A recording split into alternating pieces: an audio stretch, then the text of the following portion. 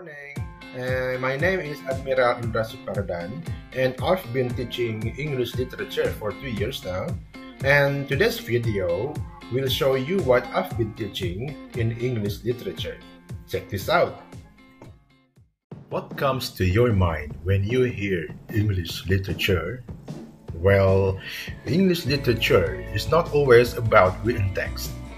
It's not always about poetry or any narrative text like novels, short stories, etc. But in this class, you'll find more cinematic stuff. Yes, we are going to see lots of movies, and if you like, you'll analyze song lyrics or even video clips. Well, let's jump right into it, shall we?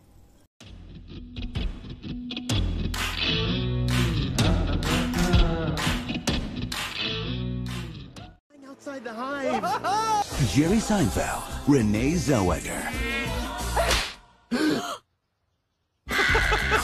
DreamWorks B-Movie.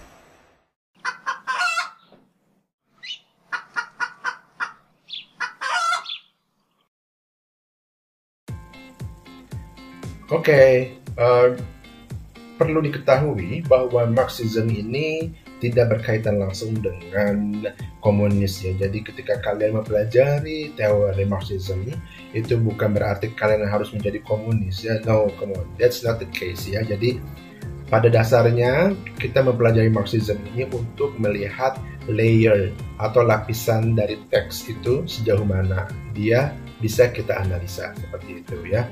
Contohnya nih, di film B-Movie ini kita bisa melihat keterkaitan antara manusia dan lebah. Di kita ada golongan kelas pekerja, betul? Ya, mereka yang kerja pagi pulang malam, namun hanya menghasilkan sedikit uang untuk diberikan kepada keluarganya.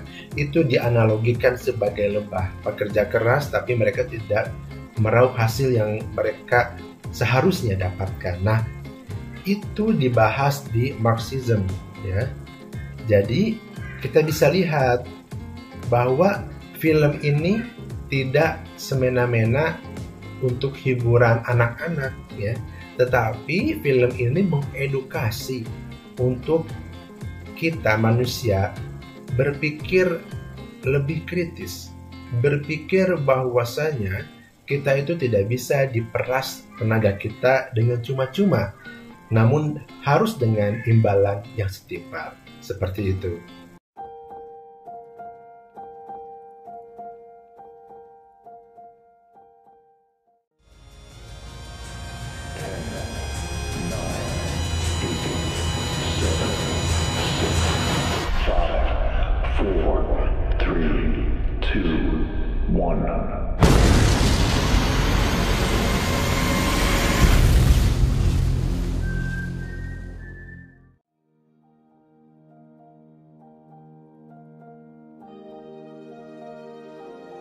Dalam membahas feminisme, ada beberapa aspek yang mungkin bisa kalian terapkan. Oke, yang pertama adalah apakah teks ini mengindikasikan bahwa karakter utamanya adalah seorang perempuan yang juga akan menjadi seorang pahlawan. So by the end of the story, the female character will prevail. Dan yang kedua yang mungkin bisa kalian analisa adalah apakah si karakter ini dinamikanya nampak gitu ya. Apakah dia berubah yang awalnya powerless menjadi powerful. Itu nanti bisa kelihatan ya.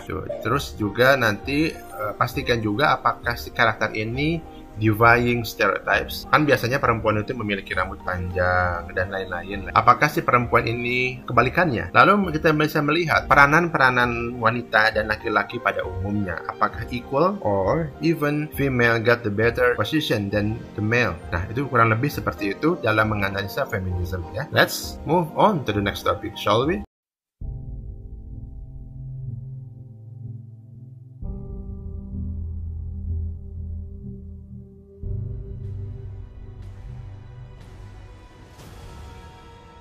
Murray, one small thing. Yeah. When you bring me out, can you introduce me as Joker?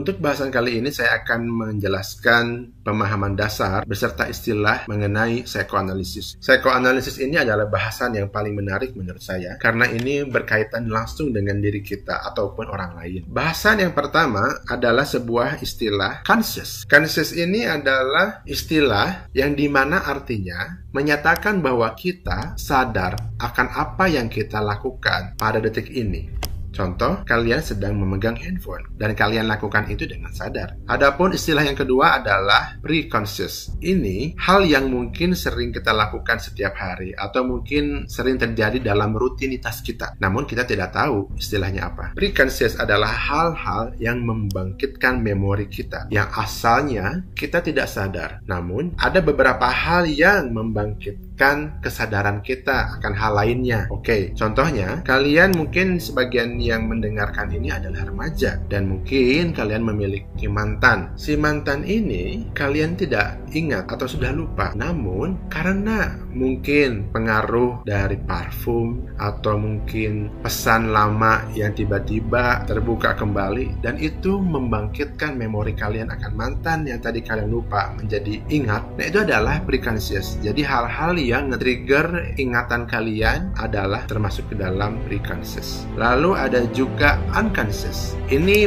beda istilah dengan tidak sadar diri ya dalam bahasan psikoanalisis ini. Nah, ini adalah yang paling penting dalam bahasan psikoanalisis karena kita itu akan membedah secara lebih detail mengenai hal-hal alam bawah sadar kita. Contoh, Joker itu saya sering mendengar slogannya orang-orang yang setelah nonton itu ya, Joker itu adalah orang baik yang tersakiti gitu kan. Nah, kita bisa melihat atau menyimpulkan dari kejadian tersebut bahwa perilaku yang kalian lakukan sekarang itu adalah imbas dari apa yang terjadi di masa kecil kalian. Kalian mungkin semasa kecil pernah dipukul yang mengakibatkan trauma yang sangat mendalam. Itu bukan berarti traumanya hilang, tapi itu disimpan dalam alam bawah sadar kita yang kemudian kita luapkan perlahan menjadi sebuah perilaku yang kita mungkin orangnya agak sedikit kasar, berbicaranya kurang baik. Itu mungkin karena imbas dari trauma tersebut. Bukan berarti traumanya hilang, tapi itu menjadi sebuah perilaku, menghasilkan sebuah perilaku. Seperti itu ya. Nah, jadi hal-hal ini yang mungkin kalian bisa aplikasikan ke dalam karya sastra. English literature does not simply examine a text. It's more than just that. You could relate any Marxist, feminist, or psychoanalysis theory into your life. My name is Admiral, signing out.